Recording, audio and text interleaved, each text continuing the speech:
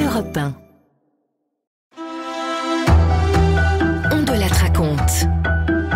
Christophe Ondelat. Oh, monsieur Ondelat, bonjour. Comme je suis contente de vous croiser dans la rue, comme ça. Bonjour. Merci, c'est gentil. Ça vous dérange pas si on fait un selfie? Non, ça ne me dérange pas du tout. Allez-y. Voilà. Je vous écoute en podcast tous les jours. Et vous savez quoi? C'est vous qui m'avez donné envie de devenir avocate. Faites entrer l'accusé, on te la raconte, tout ça. C'est vous qui m'avez donné la vocation. Écoutez, ça me fait plaisir. Et du coup, vous faites du pénal, je suppose? C'est-à-dire que non. En fait, je suis avocate d'affaires dans un gros cabinet à Nanterre. Cette scène, je l'ai vécue 100 fois. Au final, très peu d'avocats acceptent de dédier leur carrière au crime. Parce que c'est lourd à porter de défendre des meurtriers ou des victimes de viol. Parce que ça bouffe une vie tout entière. Mais surtout parce que ça ne paye pas. Ou mal. Eh bien, voici l'histoire d'une avocate qui a surmonté tout ça jusqu'à devenir un ténor des cours d'assises. Elle s'appelle Cathy Richard. Et dans un livre paru chez Albin Michel qui s'appelle Crime, délit et vie brisée, elle raconte comment est née sa vocation. Et donc, je vais lui prêter ma voix. C'est parti.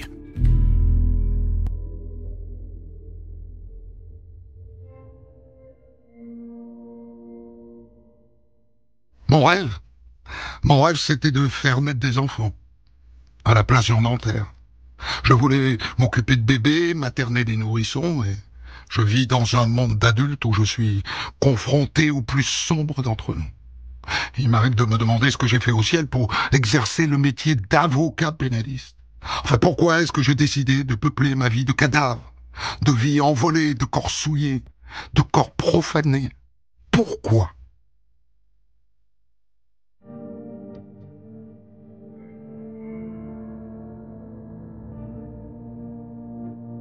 J'ai commencé par passer un DEA de droit pénal. Aujourd'hui, on dit Master 2. Puis un certificat de criminologie et un autre de criminalistique. Et en 1992, j'ai donc passé l'examen pour entrer dans une école d'avocat. Au début, je me suis retrouvé collaboratrice dans des cabinets. Mademoiselle Richard, vous avez le dossier de la société de crédit qui nous a saisis hier? Ce fut mon premier travail. Défendre les intérêts des sociétés de crédit. Et plaider en droit de la consommation, et en droit du travail, et en droit de la famille. Et évidemment, jamais aux assises. Et puis j'ai décidé de m'installer à mon compte, dans mon département du Val d'Oise. Je ne voulais pas devenir riche et célèbre. Paris ne me ressemblait pas.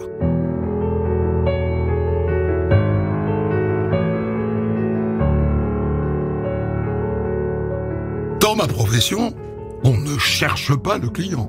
C'est lui qui vous trouve. Autant vous dire que ça rend les débuts difficiles parce que personne ne vous connaît. Le bouche à oreille ne risque pas de fonctionner. Et donc, pour me faire connaître au début, je donne des consultations juridiques gratuites en maison de justice et en mairie. Tous les week-ends. J'ai toujours aimé parler avec tout le monde, où que je sois, sur les marchés, dans les transports en commun. Petite, dans la cour de mon école, j'étais déjà une sorte de médiatrice. J'écoutais, je consolais, je conseillais. Et ça a continué quand j'étais géo au Club Med ou fromagère sur les marchés. Évidemment, quand je commence dans le métier, je me dis que je vais traiter tout ce que j'ai appris. Droit civil, droit du travail et évidemment, droit de la famille.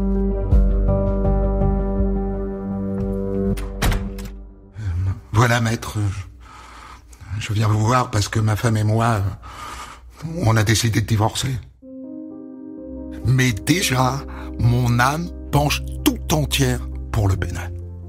Sauf qu'il y a moins de crimes que de divorces, de loyers impayés ou de conflits de voisinage.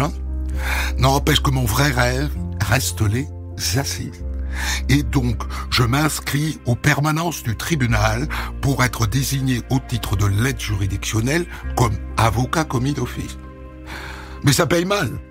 Pour vous donner un exemple, assister une victime dans une instruction criminelle qui va durer plusieurs années, permet de percevoir environ 500 € pour l'ensemble de son œuvre. 500 € qu'on ne touche qu'en fin de mission. 500 €. Mais au fond de moi, j'attends impatiemment mon premier dossier criminel.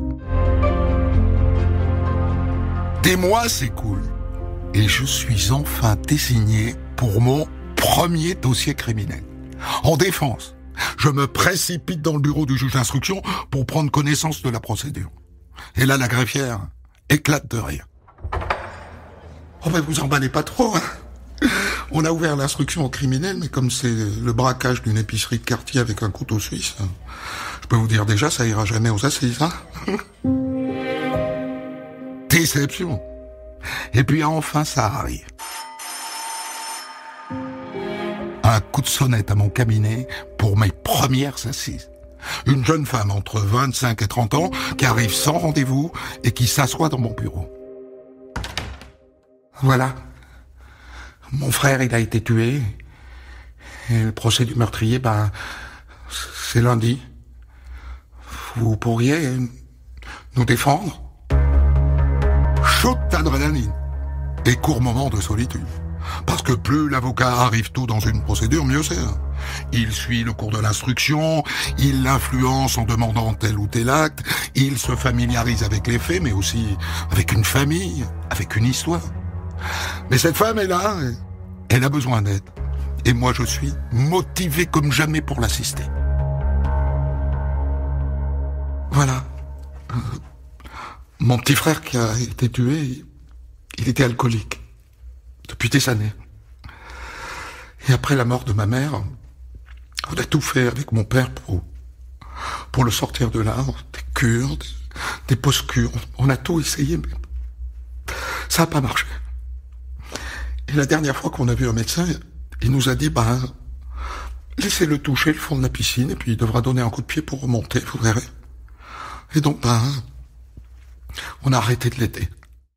Un peu plus tard dans la journée, c'est le père qui sonne à ma porte. Si vous saviez le nombre de fois où je me suis caché dans la rue derrière un kiosque à journaux, là, pour le surveiller. Il était assis par terre, là, tout seul, ou mal accompagné, en train de boire, quoi. Jusqu'à ce qu'un soir de beuverie, il rencontre un légionnaire en permission et qu'ils aillent s'abriter pour boire dans une maison en construction. Et le lendemain, on l'a retrouvé mort, la tête défoncée à coups de parpaing.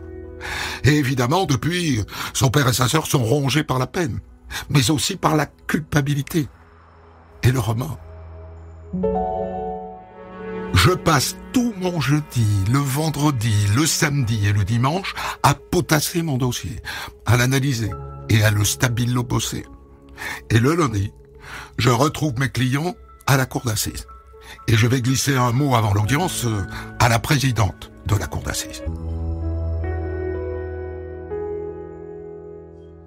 Voilà, ce sont mes premières assises, madame la présidente. Vos premières assises ? Pour un début, ça va pas être facile, hein. Une victime marginale, une famille qui l'a abandonnée. Bon courage, maître, bon courage. Si même ceux qui l'aiment l'ont lâché, que va penser la société qui est représentée par cette cour d'assises ? Pourtant, le père et la sœur ont toujours été là, sauf les derniers mois. Mais disons que j'ai bien compris qu'un mauvais contexte familial, une mauvaise victime, peuvent profiter à l'accusé.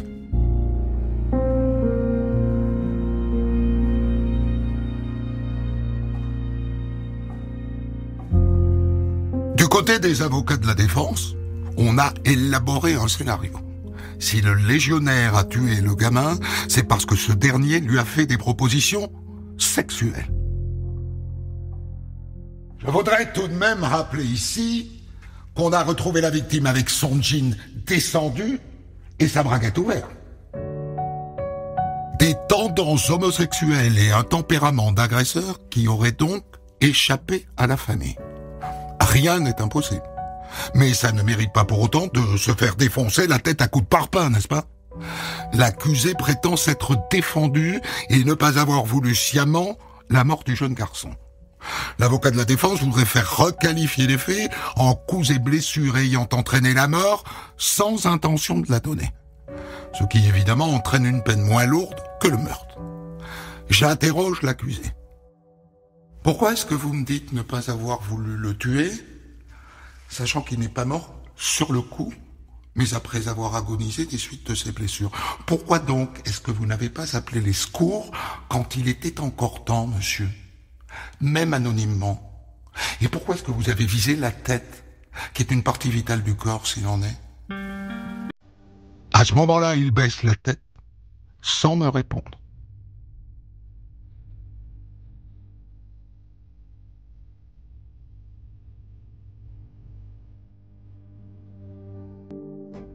Moi, j'ai décidé de plaider en n'accusant à aucun moment l'auteur. Ça, c'est le travail de l'avocat général. Moi, je ne parle que de la victime. Je lui rends une vie pour que la cour comprenne qui est parti. Pas un alcoolique potentiellement pervers et agressif, mais un fils, un frère à la dérive. Je raconte son parcours, la perte de sa mère, le père qui se cache, le coup de pied au fond de la piscine, l'espoir qu'il s'en sorte et tout ça pour finir le crâne démoli dans une maison abandonnée.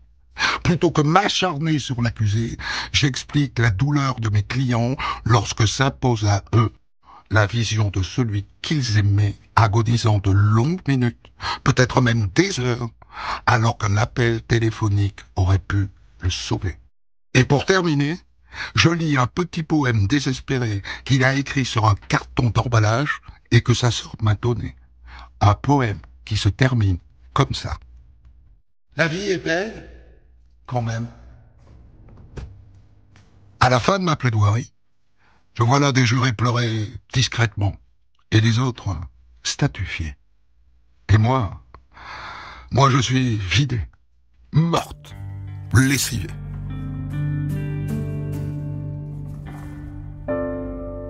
Avec mes clients, nous attendons longtemps le verdict, jusqu'à entendre qu'il est condamné à 16 ans de réclusion criminelle.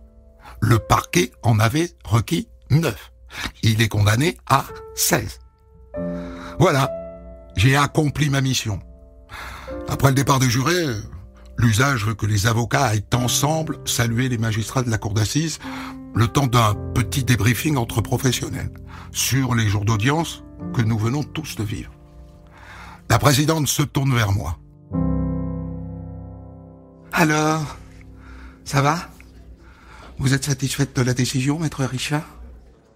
Oh, il ne s'agit pas de moi, je pense que j'y suis pour rien. Ah ben détrompez-vous, hein. C'est votre plaidoirie qui a beaucoup ébranlé les jurés.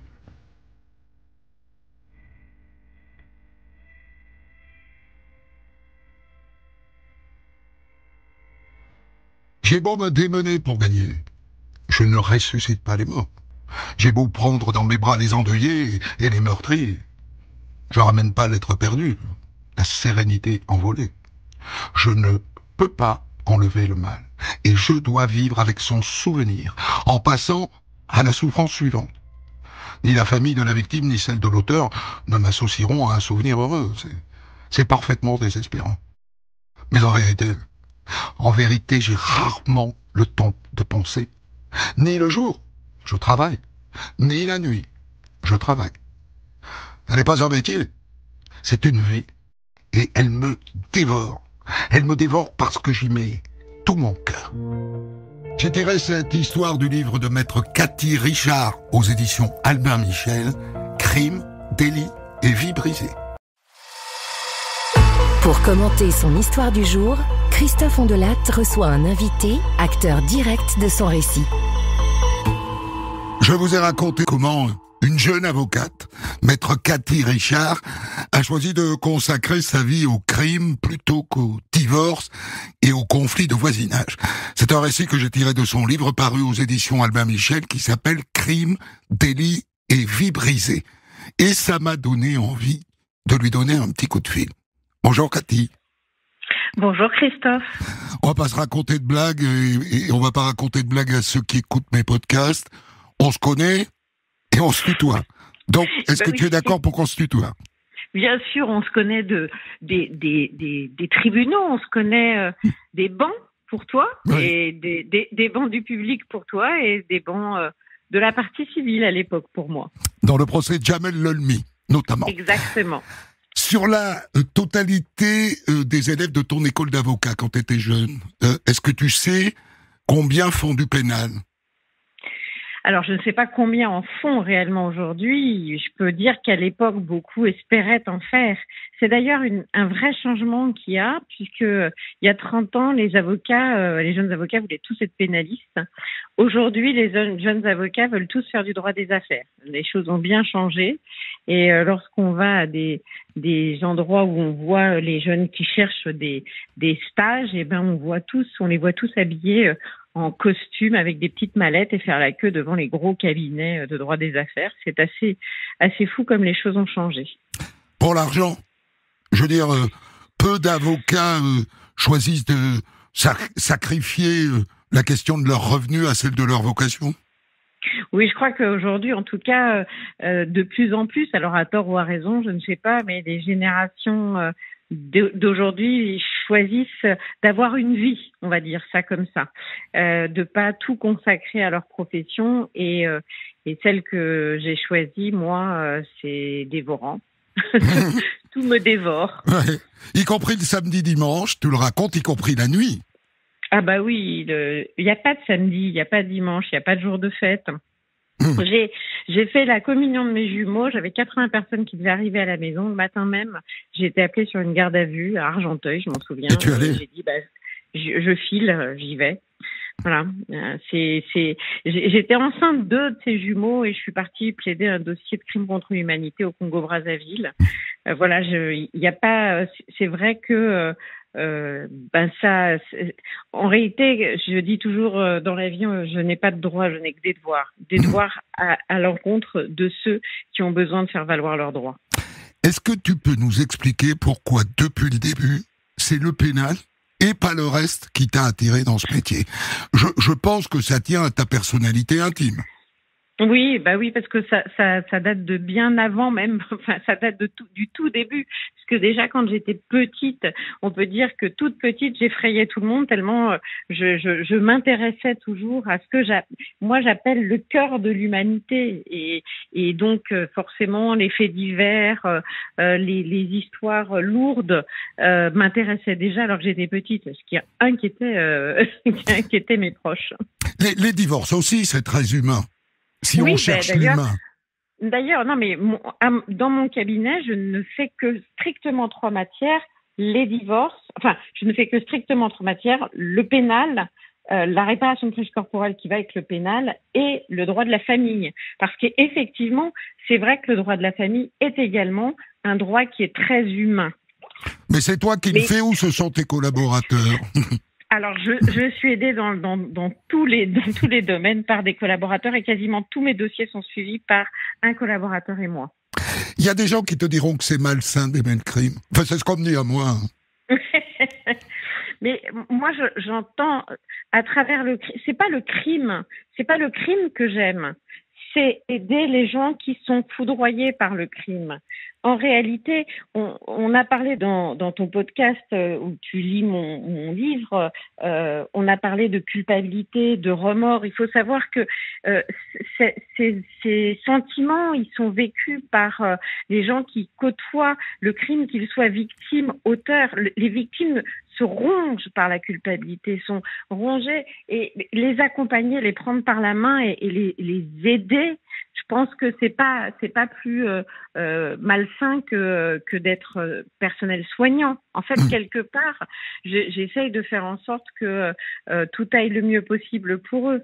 J'avais dit un jour, même quand je suis en défense, je ne suis ni Joséphine Carlson, ni Perry Mason. Je suis pas là pour innocenter des gens. Je suis là pour les accompagner, les aider, les assister, les défendre, les comprendre, faire en sorte que cette traversée, elle se passe la moins mal possible, qui sorte.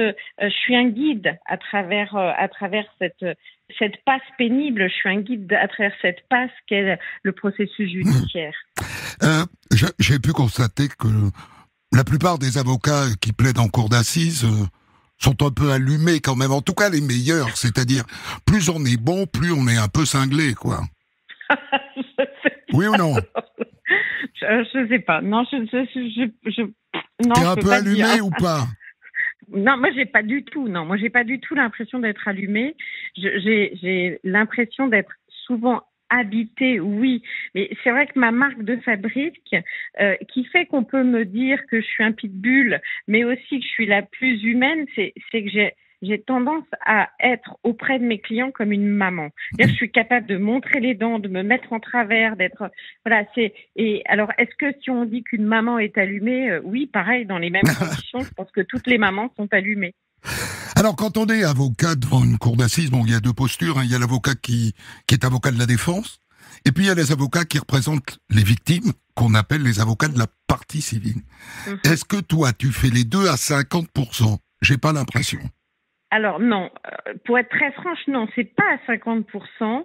Je suis plus souvent aux côtés des victimes, incontestablement, mais j'aime dire que je suis aux côtés des gens.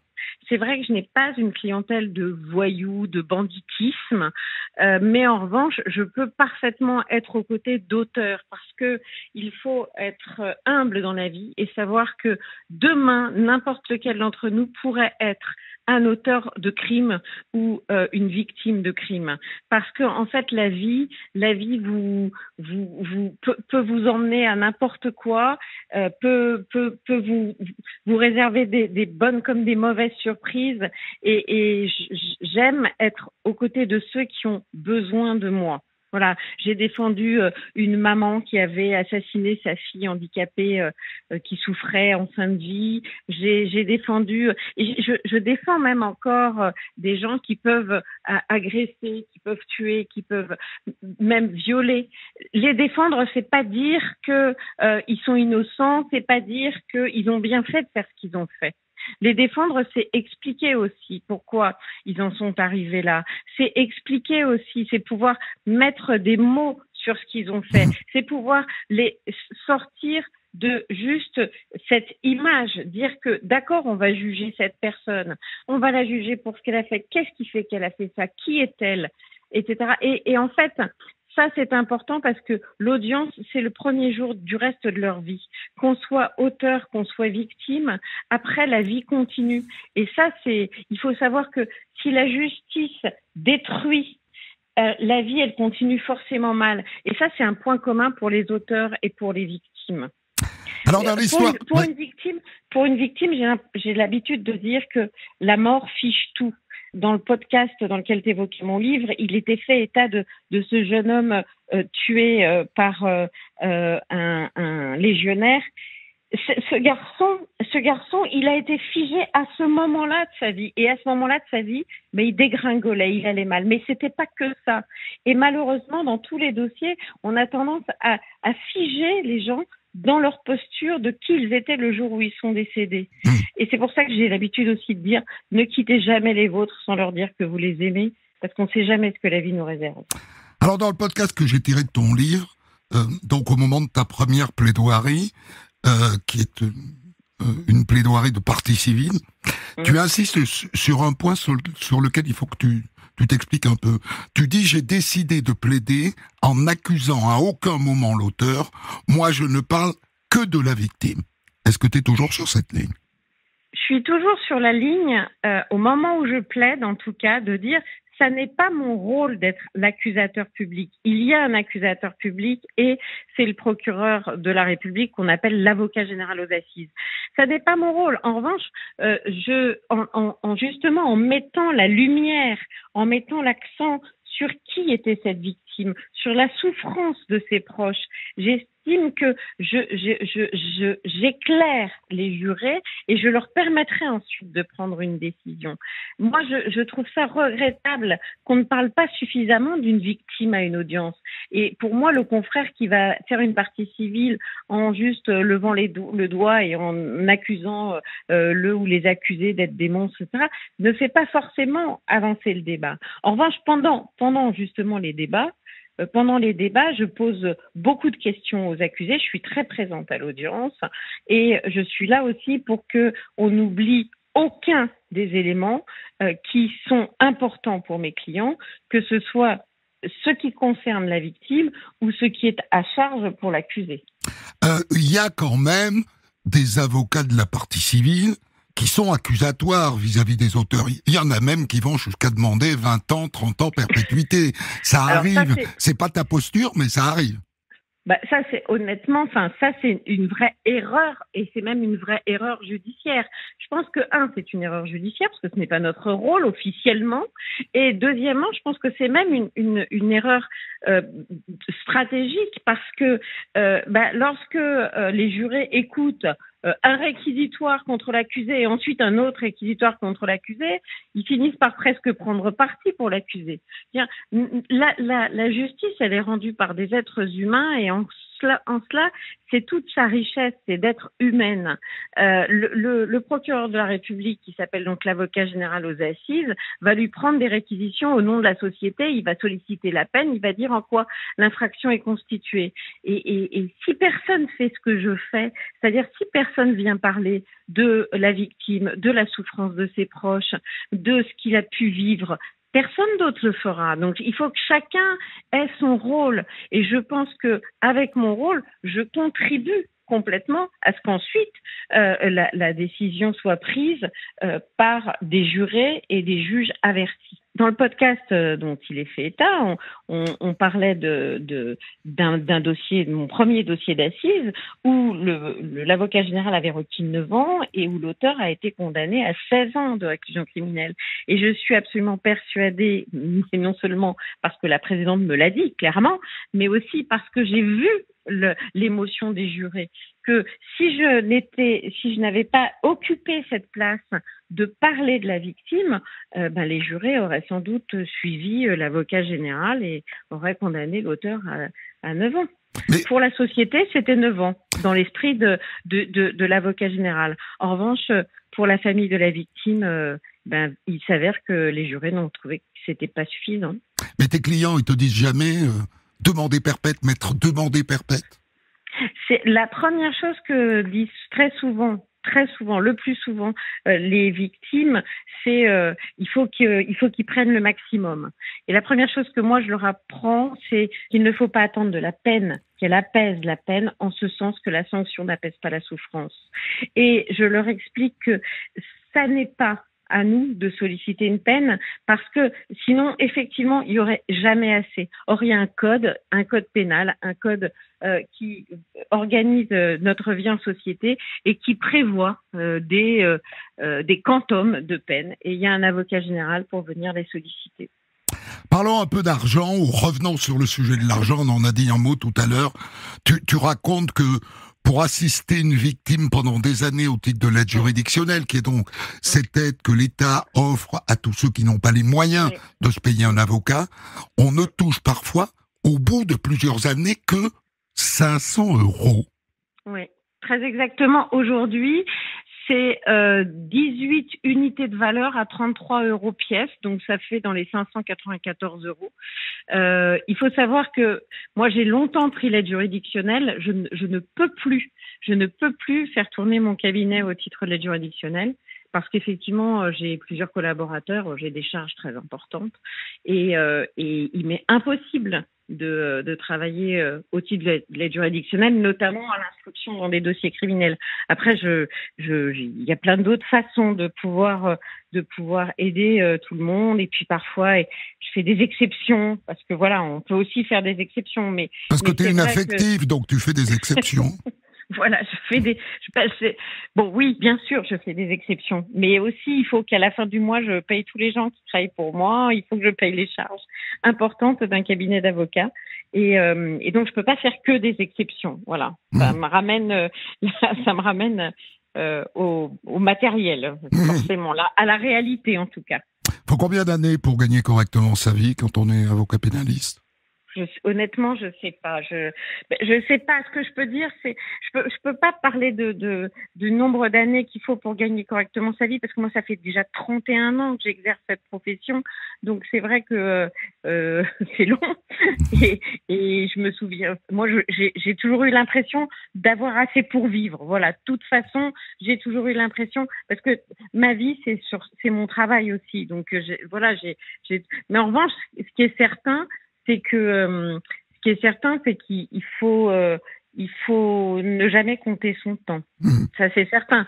Et puis, on n'a pas beaucoup de besoins quand on est jeune avocat, puisqu'on bosse 7 jours sur 7.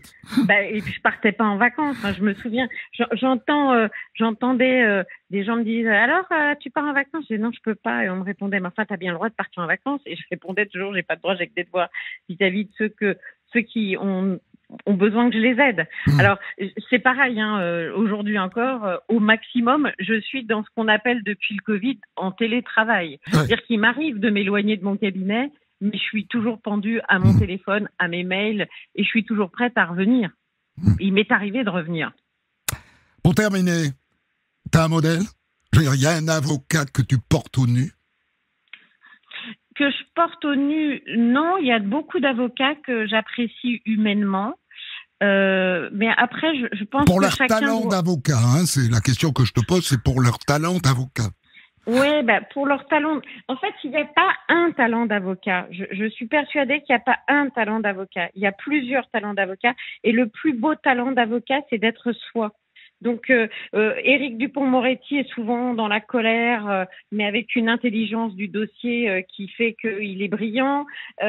Garot était quelqu'un qui savait parler aux gens. Vergès était dans la rupture, qui est quelque chose que j'aurais jamais pu faire. Moi, voilà, je pense que vraiment chacun a sa façon d'être avocat et pour moi, la bonne façon, c'est de ne pas être en désaccord avec soi-même.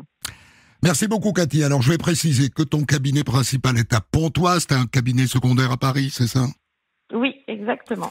Je dis ça pour les gens qui voudraient t'embaucher comme avocate, mais il faut qu'ils aient... je vais partout. C'est surtout que, de toute façon, le cabinet, maintenant, c'est pas important. Le cabinet, c'est pas important. J'étais à Nouméa il y a 2 mois. J'ai été à Mayotte. Je suis partout en France. J'étais à Niort il y a 2 jours. Enfin, voilà, c'est le lieu du cabinet n'est pas le plus important. Merci beaucoup, Cathy. Je rappelle le titre de ton livre aux éditions Albin Michel, Crime, délit et vie brisée. Je t'embrasse. Merci, moi aussi, je t'embrasse. Des centaines d'histoires disponibles sur vos plateformes d'écoute et sur europe1.fr.